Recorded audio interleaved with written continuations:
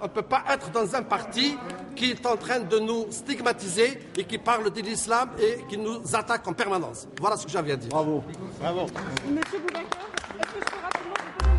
Il y a un mois à peine, la mosquée de Paris était en totale ébullition. Vous l'interviewerez dehors. En cause, le débat de l'UMP sur la laïcité. Ce soir-là, le gratin de la communauté des Français musulmans s'est réuni pour une soirée débat. À la tribune, élus et responsables associatifs, les mots sont durs et les attaques contre le parti présidentiel sans concession. Il y a 2200 lieux de culte en France, il y a 26 minarets. Et ces minarets-là, ils sont muets. Ils vont pas partir en fusée pour tomber je ne sais où.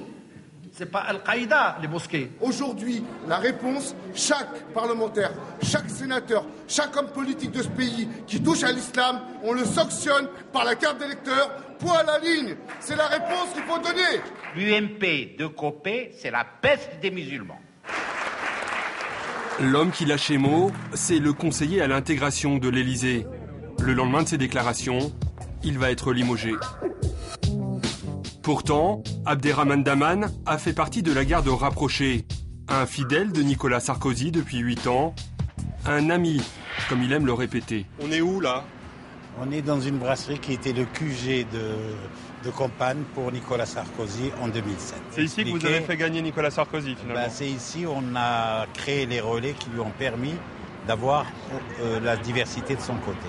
Allez, on rentre avec vous. Mais depuis quelques semaines, cette belle amitié se conjugue au passé. Ma loyauté, ma fidélité, elle a toujours été intacte. Sauf une chose, je suis musulman.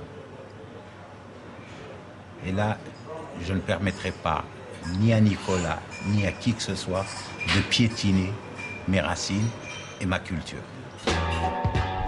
Certains n'ont pas attendu aussi longtemps pour quitter le navire UMP. On leur avait vendu travailler plus pour gagner plus. Et au final, on leur vend l'islam, la laïcité. Le programme de Nicolas Sarkozy, ses élus locaux le connaissent par cœur. En 2007, l'homme et son discours avaient séduit dans les banlieues populaires. 3 d'entre eux prennent leur carte à l'UMP. En 2008, ils sont élus au municipal.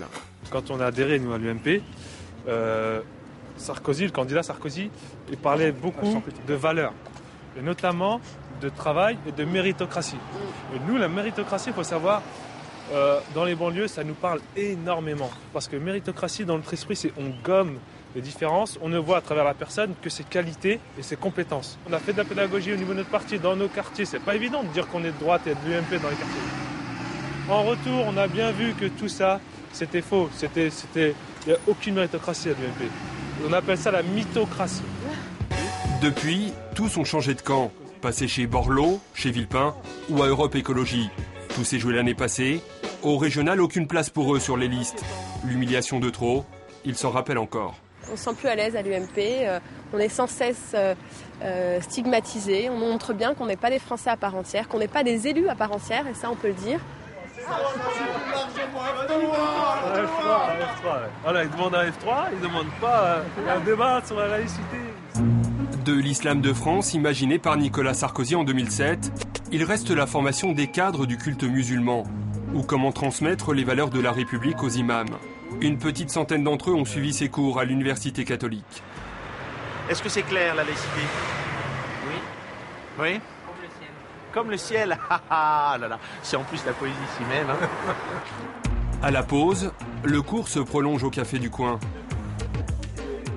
La religion peut se pratiquer dans la sphère publique. Mais à une seule condition. Qu'elle ne trouble pas l'ordre public. Eh oui. C'est ça la loi de 1905. Forcément, difficile de ne pas évoquer le débat proposé par l'UMP. Maintenant qu'il y a débat, on ne peut pas s'y échapper. Donc maintenant qu'il est là, profitons-en pour rappeler qu'on n'a aucun problème avec la laïcité et que les musulmans ne veulent pas changer la loi de 1905. Moi je ne suis pas d'accord avec toi, je pense qu'il ne faut pas qu'il y ait de débat. Je pense que le débat, ce n'est pas le moment. On est en train de souffler sur des braises alors qu'il faut nous laisser faire notre travail, c'est-à-dire faire se rencontrer des générations. Moi la conséquence première que je vois, et je la vois déjà dans les banlieues où j'interviens, c'est qu'il y a 2% de musulmans radicaux, 98% qui vivent en paix leur foi, les 2% de radicaux viennent voir les 98 et leur disent « Ben vous le voyez bien, la République, elle ne vous aime pas. La preuve, la burqa, l'identité nationale, les élections, on vous montre. On est en train de perdre la confiance des musulmans qui vivent en paix. » Mardi dernier, malgré la polémique, le débat de Nicolas Sarkozy et Jean-François Copé est maintenu. Alors certains ont planifié une contre-attaque. Abderrahmane Daman, viré de l'Élysée, a imaginé avec quelques amis une stratégie choc. Le port de l'étoile verte. Et tant pis si le rappel historique est osé. Pour vous, c'est comparable au traitement des Français juifs sous l'occupation nazie ? Qu'est-ce qu'on disait les Juifs avant 1939 qu'ils mangeaient la nourriture des Français, qu'ils étaient des gens sales. Tous les noms ont été dits sur les Juifs avant 1939. Et qu'est-ce qu'ils disent aujourd'hui à propos des musulmans? La même chose. L'initiative est vivement critiquée par le président du CRIF. Grotesque, dira Richard Prasquier, qui dénonce une banalisation de la Shoah. Une étoile verte pour affirmer sa fierté, assumer sa différence. Un touche pas à mon pote, anti-Sarko. On peut faire des débats sur la violence à l'école, on peut faire des débats sur le chômage dans les quartiers. Je veux dire, il y a d'autres urgences. Il y a d'autres urgences. Pour le moment, 5000 étoiles sont en fabrication, mais ses concepteurs voient les choses en grand. L'ancien conseiller de l'Élysée vise 600 000 badges dans les prochains mois. Un message clair à destination des Français musulmans pour 2012, tout sauf Sarkozy.